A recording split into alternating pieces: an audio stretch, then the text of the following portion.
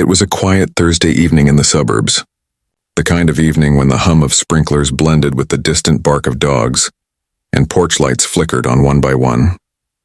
Inside his house, Daniel Cross leaned back in his recliner, sipping coffee, enjoying the stillness. He had done 2 tours overseas, seen chaos up close, and had come to value peace above everything else. Home, for him, was sacred. That peace shattered with 3 loud knocks on the front door. Bang, bang, bang. Daniel frowned. Nobody knocked like that in his neighborhood. It wasn't friendly. It was forceful. He set his mug down, stood up slowly, and walked toward the door. Through the peephole he saw them. 3 men in dark uniforms, vests, and caps. The letters HO Police were printed in bold across their chests. He squinted. HO Police? That didn't exist. One of them spoke loudly through the door. "Sir, we're with the Homeowners Association Enforcement Division. We need to come inside and inspect your property immediately." Daniel's instincts stirred. Something was off. First, the HOA didn't have cops. Second, their badges looked cheap, almost like they'd been ordered online. And third, their stance. These weren't neighborhood busybodies. They moved like trained men. He cracked the door slightly, enough to speak but not invite them in. "Evening. Can I help you with something?" The leader, a tall man with sharp eyes, held up a laminated card. As part of new safety regulations, we're authorized to ensure compliance with neighborhood rules regarding firearms. We've received a report that you have multiple weapons stored here. We'll need to confiscate them for inspection. Daniel's jaw tightened. There it was, guns. They weren't here about grass length or mailbox paint. They wanted his weapons. He forced a calm smile. "Funny, I've lived here for 5 years. Never heard of the HOA having an armed division." The man's smile didn't reach his eyes. "These are new measures. You can cooperate now or we'll escalate." Behind him, the other 2 shifted, hands resting near their belts. One carried what looked like a taser. The other had a sidearm, holstered but visible. Daniel's heart rate climbed, but his mind stayed clear. He'd been trained for situations like this. Read the threat, stay calm, buy time. "Well, gentlemen," he said, leaning on the doorframe. "If this is official, I'll need to see a warrant. Or maybe a number I can call. Your department's line." The leader's expression hardened. His voice dropped an octave. "Don't play games with us. We know what you have inside. Open the door or we'll handle it our way." A slow chill spread across Daniel's spine. They knew someone had tipped them off. Whether it was a neighbor, a random guess, or surveillance, these men weren't bluffing. They were here to take his weapons. Illegally, forcefully. He glanced over his shoulder, subtly scanning his living room. His gun safe sat locked behind a framed wall panel. They hadn't seen it yet, but if they came in, they'd head straight for it.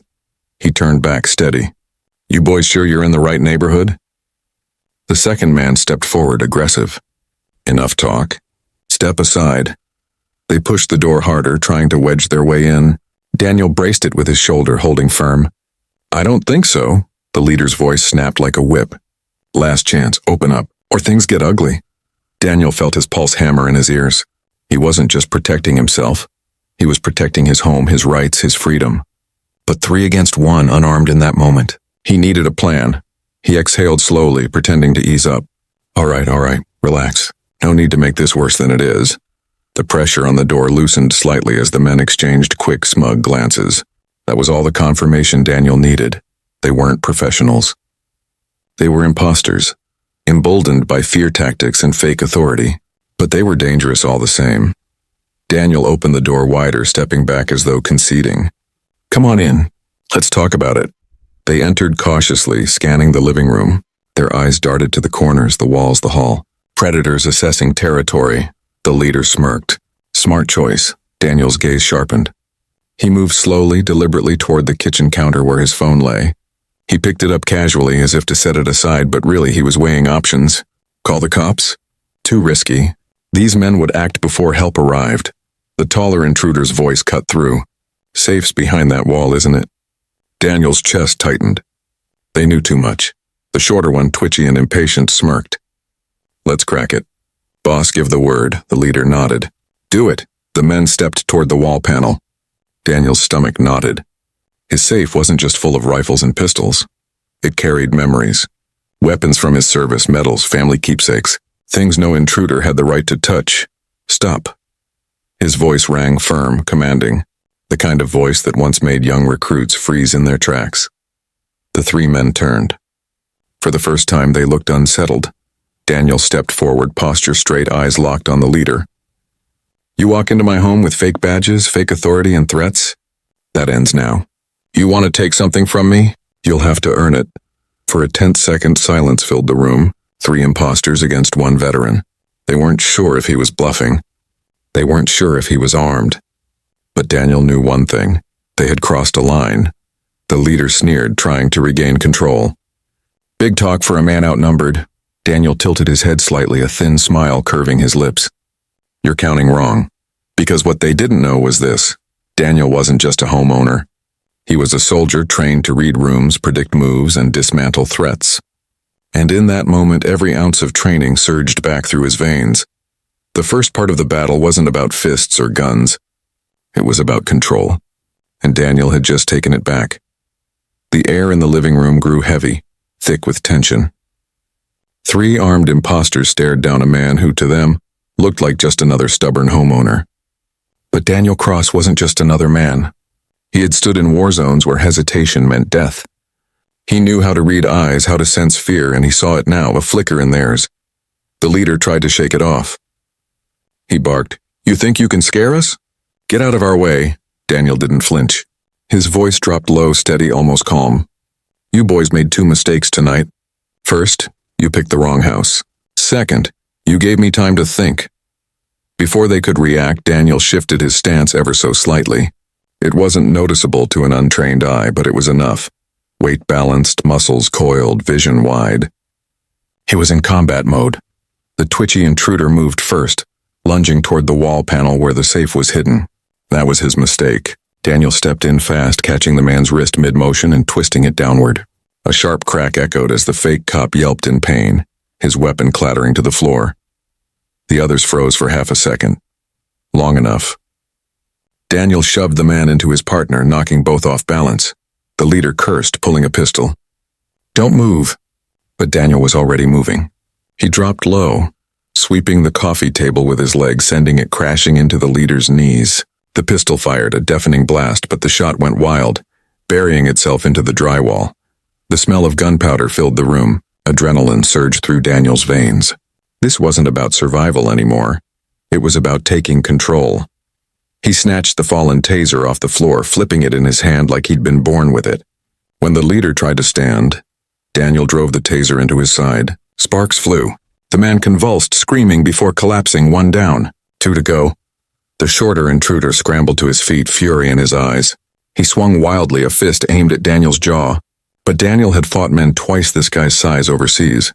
He sidestepped, hooked the man's arm, and drove him face first into the wall.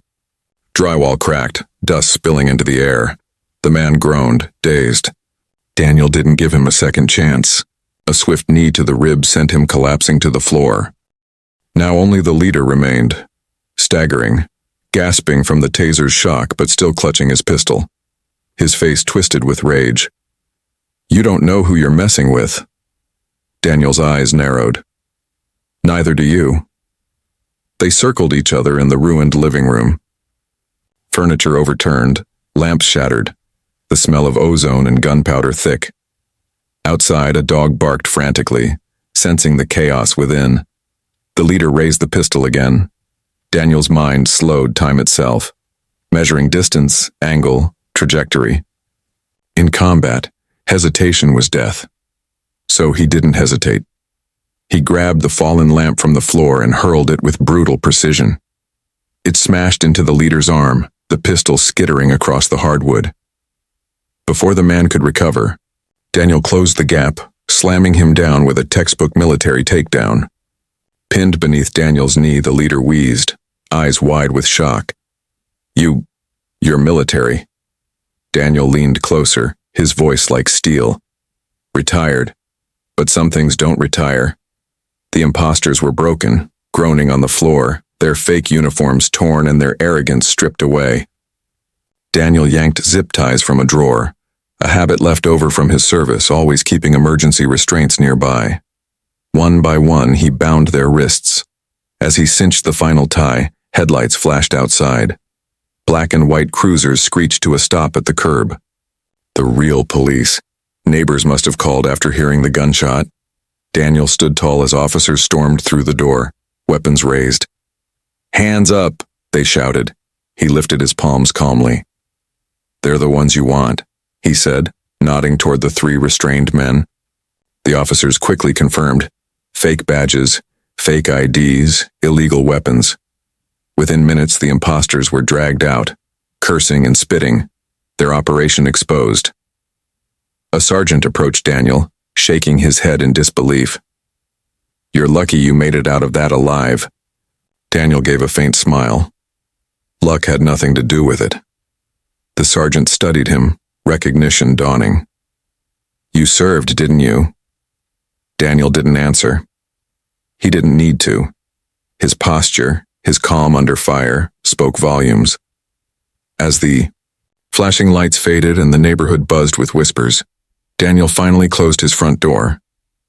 The house was a wreck, shattered glass, overturned furniture, bullet holes in the wall, but it was still his, still safe. He walked over to the hidden panel, pressing the latch to reveal his gun safe. For a moment, he just stared at it. Not at the weapons inside, but at what they represented: protection, responsibility, freedom. Those men thought they could strip that away with intimidation and force, but they hadn't counted on who lived here. Daniel placed a steady hand on the steel door and whispered to himself, "Not today." The next morning, news vans crowded the street. Cameras rolled, microphones thrust forward. The headline blared across every channel: veteran foils-armed imposters posing as HOA police. Neighbors looked at Daniel differently now, not just as the quiet man down the block, but as the one who had faced down danger with unwavering resolve. A protector, even in peace. But Daniel didn't bask in the attention. He didn't care about headlines. All he cared about was this. When danger knocked on his door, he hadn't faltered. He had defended what was his, the same way he'd once defended his country. And as night fell again, quiet settling back over the neighborhood, Daniel Cross leaned in his recliner, coffee mug in hand, the hum of sprinklers in the distance. Peace restored. But this time he knew. If trouble ever came knocking again, he'd be ready. Always ready.